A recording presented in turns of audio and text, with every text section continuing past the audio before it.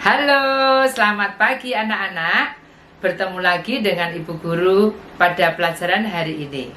Anak-anak, sebelum kita belajar, kita akan berdoa terlebih dahulu. Ayo kita ambil sikap berdoa yang baik. Dalam nama Bapa dan Putra dan Roh Kudus, amin. Tuhan yang maha baik, kembali kami mengucap syukur atas kesehatan yang Engkau berikan kepada kami, sehingga hari ini kami dapat kembali belajar bersama Ibu Guru dan juga teman-teman. Bapa, hadirlah di tengah-tengah kami, bimbinglah kami dalam pelajaran hari ini, agar kami dapat menerima dan memahaminya dengan baik. Amin. Dalam nama Bapa dan Putra dan Roh Kudus, amin. Anak-anak, hari ini kita akan belajar matematika, yaitu mengenal perkalian bilangan cacah.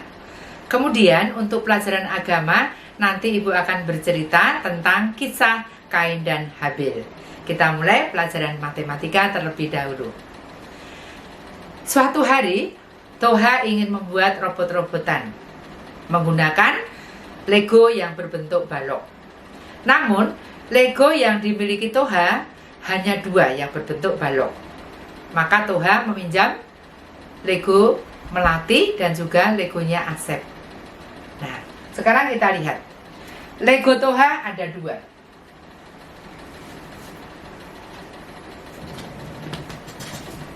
Kemudian ditambah Legonya Melati 2.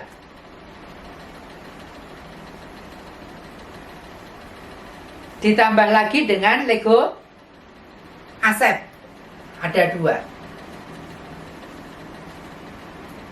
2 Lego ditambah 2 Lego ditambah 2 Lego. Nah, anak-anak, penulisan penjumlahan seperti ini dinamakan penjumlahan berulang. Ya, mengapa dinamakan penjumlahan berulang? Karena angka 2-nya ditulis berulang sampai 3 kali ya.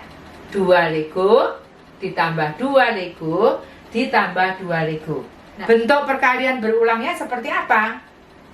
Nah, caranya kita hitung banyaknya angka 2 yang dijumlahkan. Ya. Ada berapa angka 2 yang dijumlahkan? Ada 1, 2, 3. Angka 2-nya ada 3 kali, maka kita tulis 3 kali. 3 kali 2. Karena yang ditambahkan atau yang dijumlahkan adalah bilangan 2. Ya, maka 3 kali 2. Nah, berapa hasil dari 3 kali 2?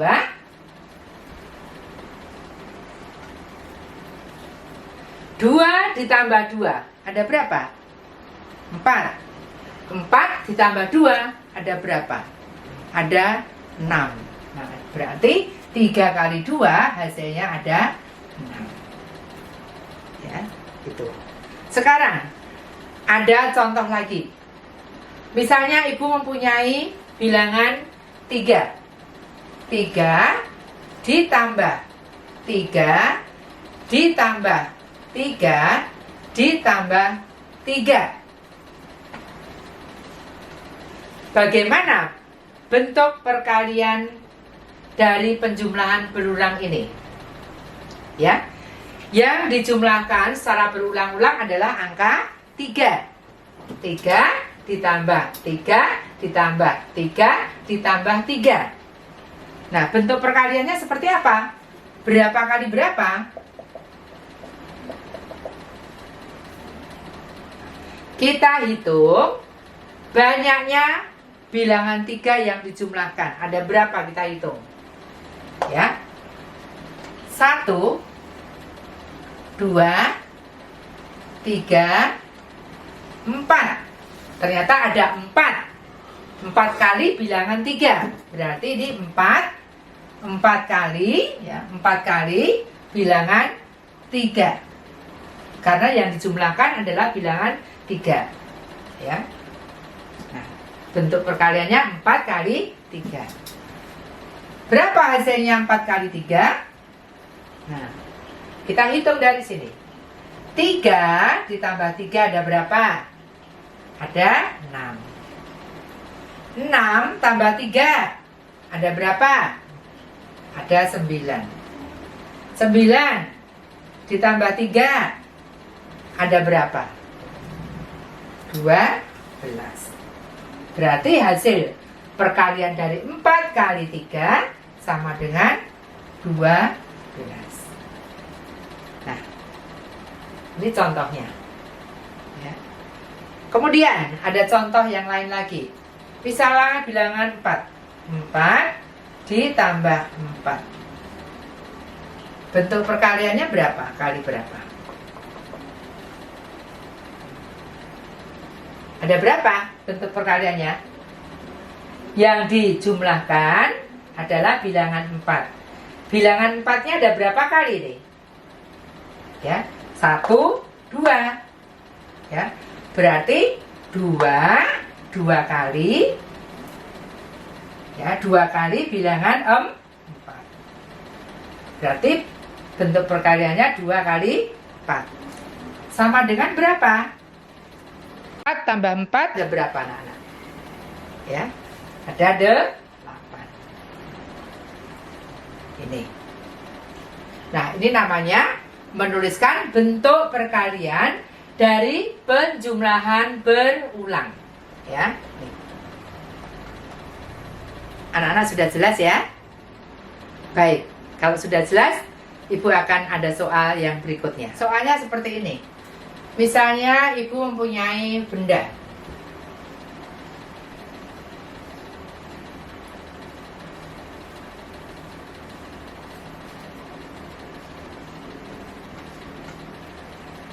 Ya, bendanya masing-masing ada 2. 2 ditambah 2 ditambah 2. Nah, bentuk perkalian berulangnya berapa kali berapa? Sama dengan berapa? Banyaknya segitiga ada 2. Lalu bentuk perkaliannya berapa? Ya kita hitung. Berapa banyaknya angka 2 yang dijumlahkan secara berulang ini? Kita hitung yuk. 1, 2, 3. Berarti 3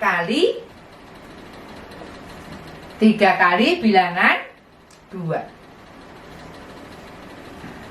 Hasilnya berapa 3 kali 2? Ya kita jumlahkan. 2 ditambah 2. 2 tambah 2 ada berapa? Ada 4. Ya, ini ada 4. Kemudian 4 ditambah 2 ada berapa? Ada 6. Nah. Anak-anak sudah jelas ya? Oke. Sekarang Ibu akan memberi soal berikutnya. Nah, anak-anak, berikut ini ada perkalian. Perkaliannya adalah 5 kali 2. Nah, anak-anak diminta supaya menuliskan bentuk penjumlahan berulangnya. Berapa angka-angka yang akan kita tulis di sini? Nah, caranya seperti ini. Di sini ada bilangan 5 kali 2. Ya, 5 kali 2 artinya bilangan 2-nya ini, ya, bilangan 2 ini ada 5 kali. Jadi 1, 2, 3, 4, 5. Ya. 5 kali bilangan 2. 5 kali 2 artinya 5 kali bilangan 2. 1, 2, 3, 4, 5. Nah, sekarang hasilnya berapa? 5 kali 2 hasilnya ada berapa? 2 ditambah 2, 4. 4 ditambah 2, 6. 6 ditambah 2, 8. 8 ditambah 2 ada 10. Nah, seperti ini. Soal yang berikutnya. 4 kali 3.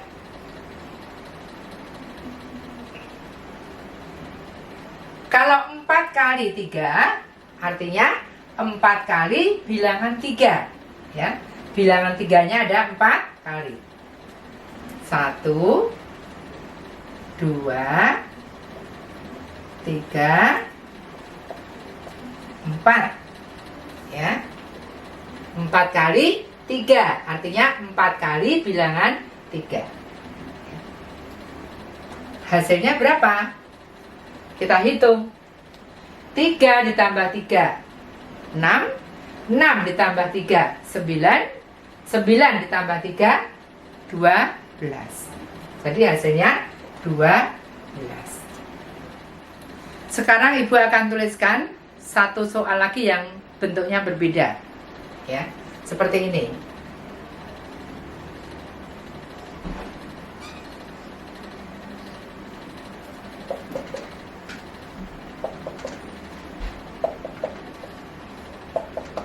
Nah, Ibu tulis semua mendatar ya. 3 kali 2. Anak-anak perhatikan. 3 kali 2.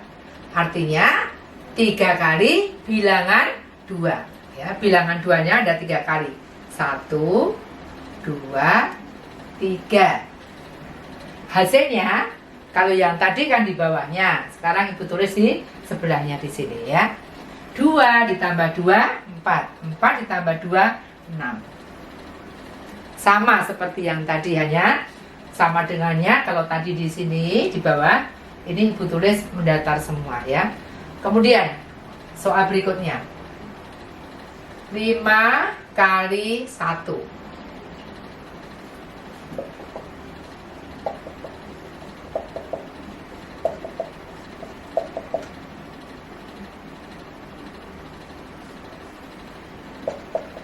Nah,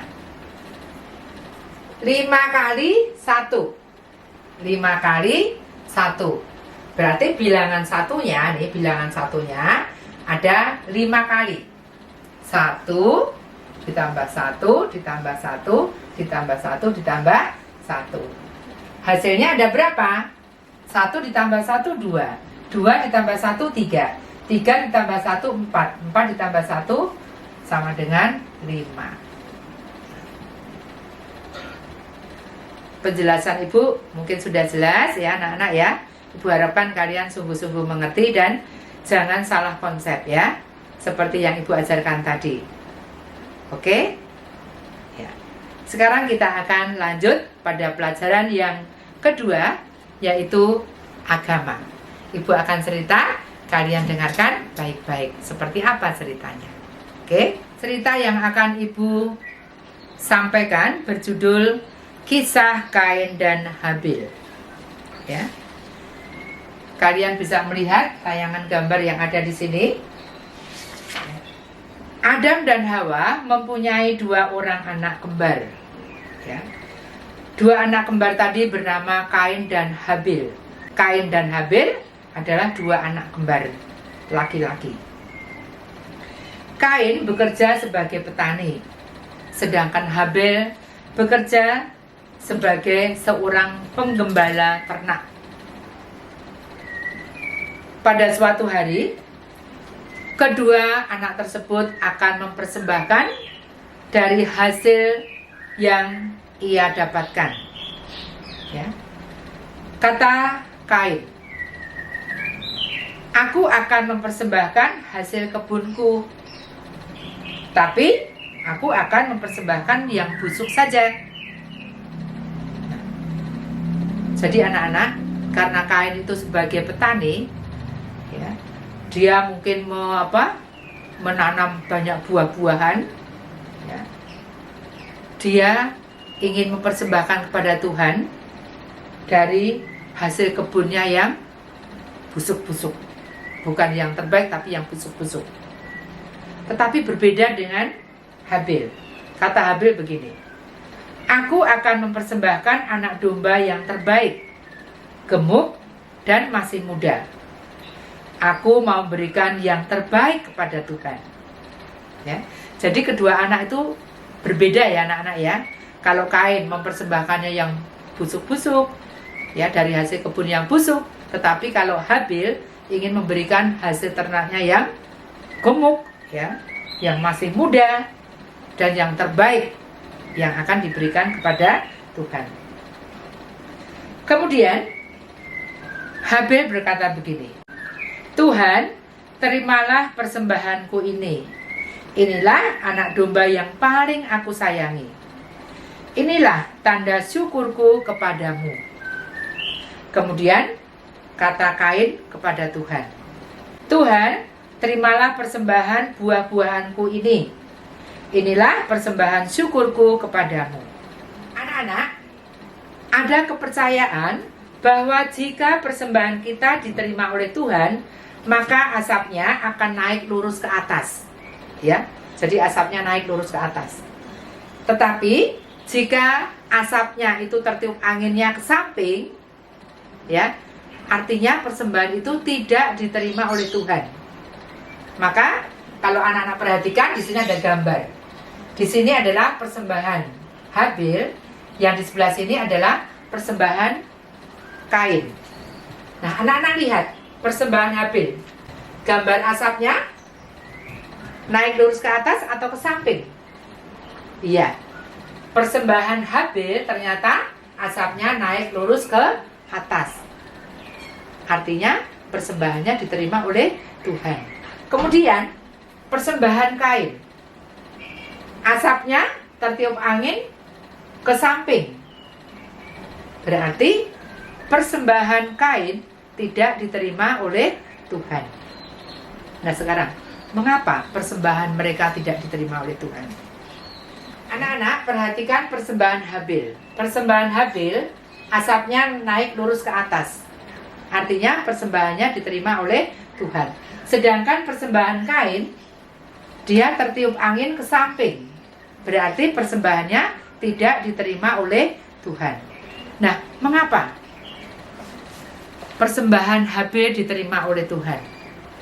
Karena Habil memberikan hasil ternaknya yang terbaik dan mempersembahkannya dengan hati yang tulus ikhlas sebagai tanda syukurnya kepada Tuhan. Tetapi berbeda dengan Kain. Kain memberikan hasil kebunnya yang busuk-busuk. Berarti dia tidak memberinya dengan tulus hati. Nah, maka Tuhan lebih menerima persembahan dari Habil. Anak-anak, melihat persembahannya tidak diterima oleh Tuhan, Kain marah besar. Kain merasa iri terhadap Habil karena persembahan Habil diterima. Karena sikap irinya itu, Kain berencana untuk membunuh Habil. Benar anak-anak, suatu hari Habil diajak jalan-jalan, kemudian disitulah Kain membunuh Habil. Namun perbuatannya itu diketahui oleh Tuhan.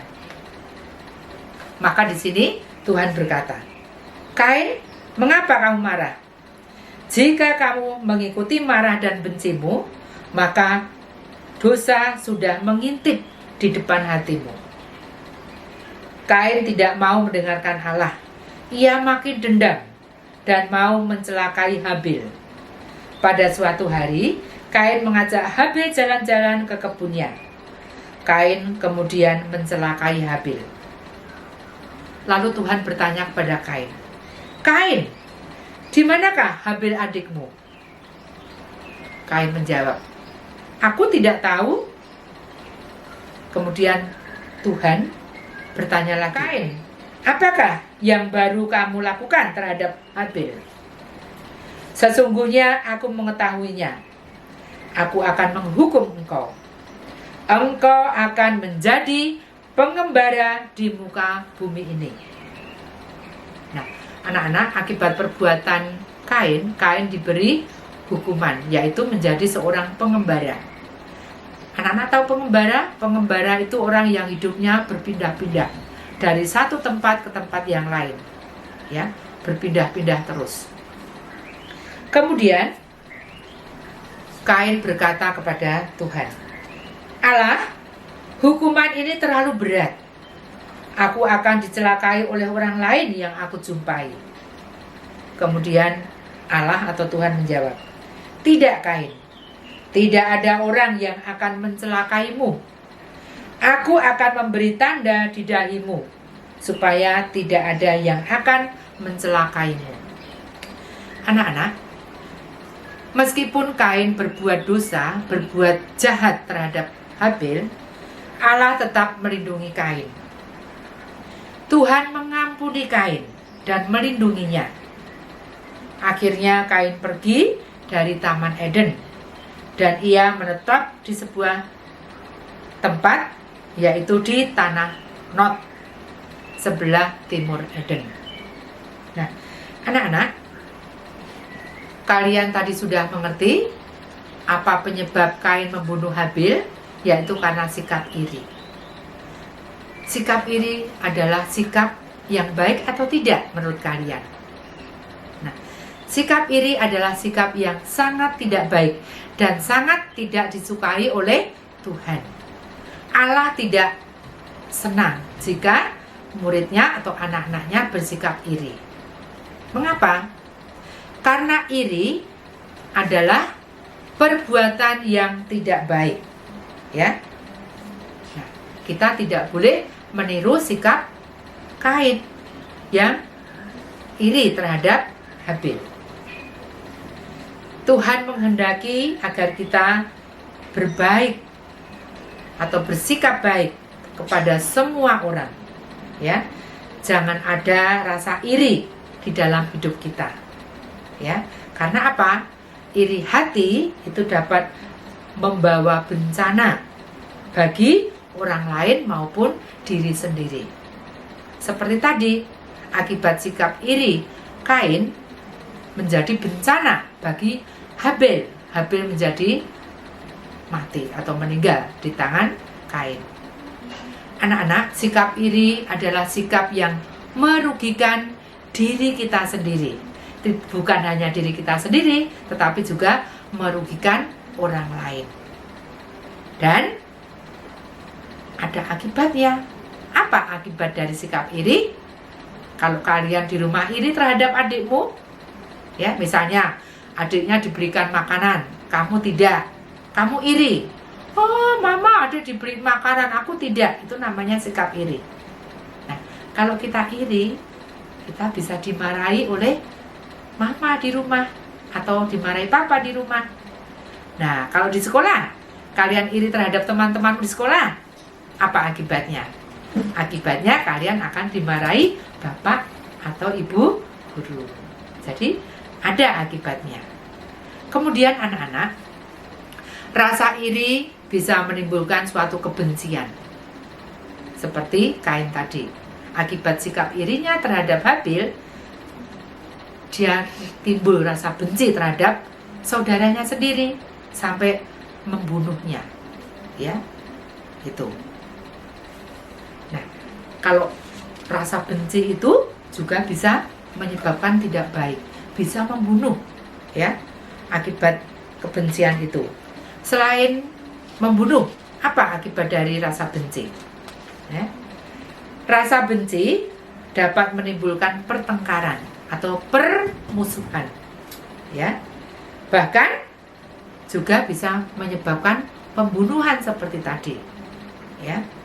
Juga bisa menyebabkan perpecahan. Dan itu sangat sering terjadi di masyarakat kita. Kalau anak-anak perhatikan di berita-berita televisi, akibat rasa benci dia bisa membunuh. Akibat rasa benci dia bermusuhan, tawuran dan lain sebagainya. Sehingga mereka tidak rukun, menimbulkan perpecahan. Nah, anak-anak, bolehkah kita memiliki sifat benci? Tentunya tidak. Sebagai anak-anak Tuhan, sebagai anak-anak Allah, Tuhan tidak menghendaki kita memiliki rasa benci dan juga rasa iri hati. Ya, ini pesan dari Tuhan sendiri kepada kita. Ya, jadi kalau anak-anak kadang-kadang iri, hilangkan dari pikiran kita. Ya, kita harus berbuat baik kepada siapapun, terlebih kepada saudara kita. Oke? Nah, pembelajaran hari ini cukup sekian dulu. Untuk agama, anak-anak tidak ada tugas, tetapi kalian harus ingat apa yang diceritakan ibu tadi. Oke, pertemuan kita hari ini kita cukupkan sekian dulu. Kita akhiri dengan berdoa. Dalam nama Bapa dan Putra dan Roh Kudus. Amin. Bapa, terima kasih Engkau telah mendampingi kami dalam pelajaran hari ini. Banyak hal yang kami dapat Bapa pada pelajaran hari ini. Kiranya berguna dan bermanfaat bagi hidup kami. Ajarilah kami untuk bersikap baik kepada siapapun. Jauhkan kami dari rasa iri dan benci terhadap orang lain, terlebih terhadap saudara kami sendiri. Amin. Dalam nama Bapa dan Putra dan Roh Kudus. Amin. Anak-anak, cukup sekian pertemuan kita hari ini. Sampai jumpa besok hari Jumat. Ya. Terima kasih. Dadah.